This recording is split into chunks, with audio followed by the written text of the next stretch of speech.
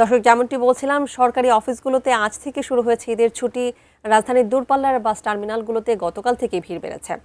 Sayedabad bus terminal এলাকা থেকে বাড়ি ফেরার পরিস্থিতি জানাচ্ছেন সহকর্মী আশিকুর রহমান অপু। অপু, আগের সংবাদে যুক্ত হয়েছিলাম।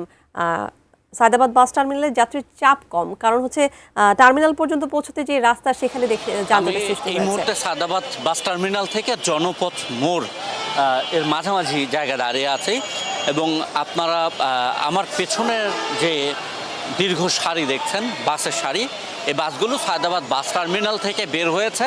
কিছু কিছু হয়তো ঢাকার বাসও আছে, অর্থাৎ লোকাল রুটের বাস রয়েছে, সেগুলো এই সারিতে আছে। এর পাশাপাশি একবারে পুরো লাইন জুড়ে দূরপাল্লার বাস, এবং এই বাসগুলো সায়দাবাদ বাস টার্মিনাল থেকে বের হতে কমপক্ষে 1 থেকে সোয়া 1 ঘন্টা লেগে যাচ্ছে। এখানে যারা পরিবহন সংশ্লিষ্ট আছেন তারা বলছেন যে এই ঈদযাত্রায় আজকের দিনে প্রধান চ্যালেঞ্জ হয়ে গেছে বাস টার্মিনাল থেকে বাসটি বের করে একেবারে প্রধান সড়ক পর্যন্ত নিয়ে যেতে দীর্ঘ সময় লাগছে, এবং সেটা কোনো ক্ষেত্রে 1-1.5 ঘন্টা পার হয়ে যাচ্ছে। যে রাস্তাটি আসলে 5 মিনিটে যাবার কথা বা 5 মিনিটে এই রাস্তাটি শেষ হয়ে যাওয়ার কথা, সেটি 1.5 থেকে 2 ঘন্টা লাগছে। এবং বাসগুলো আসলে দীর্ঘ সময় লাইনে দাঁড়িয়ে থাকছে, কারণ জনপথ মোড়ের যে সিগন্যাল, সেই সিগন্যালটি আমরা দেখছি যে প্রায় বেশ দীর্ঘক্ষণ আটকে থাকছে।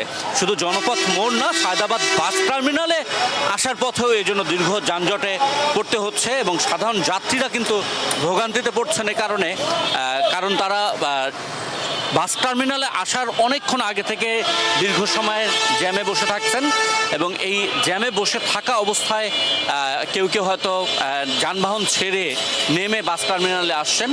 আমরা পুরো সড়কটা জুড়ে দেখছি এলোপাথারিভাবে আসলে বিভিন্ন রকম যানবাহন দাঁড়িয়ে আছে।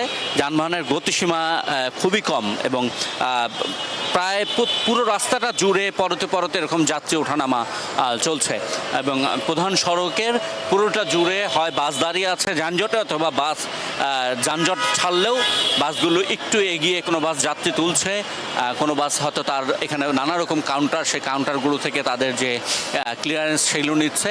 ফলে পুরো এলাকাটা জুড়ে একটা বাস জট তৈরি হয়েছে, এবং এই জটটার কারণে সায়দাবাদ বাস টার্মিনালের বলা যায় পুরো এলাকা জুড়ে একটা দীর্ঘ যানজট তৈরি হয়েছে। এই এলাকায় ঢুকতেও 1 ঘন্টা 1.5 ঘন্টার বেশি সময় লাগছে সায়দাবাদ বাস টার্মিনালে আসতে যাত্রীদের, এবং যাত্রীরা এসে বাস পাচ্ছেন, কারণ অতটা চাপ নেই যতটা চাপ ঈদের ঘরমুখ যাত্রা থাকে। সেই হিসাবে বাস পাওয়া যাচ্ছে, কিন্তু বাসে উঠে আবার 1.5 থেকে 2 ঘন্টা তাদের অপেক্ষা করতে হচ্ছে, কারণ তারা প্রধান সড়কে অর্থাৎ হাইওয়েতে উঠতেই তাদের 1.5-2 ঘন্টা লাগছে। অর্থাৎ ঈদযাত্রায় শুধু বাস টার্মিনালে ঢুকে বাস টার্মিনাল থেকে বেরিয়ে যেতে প্রত্যেক যাত্রীর গড়ে 3 ঘন্টা বা তারও বেশি সময় লাগছে।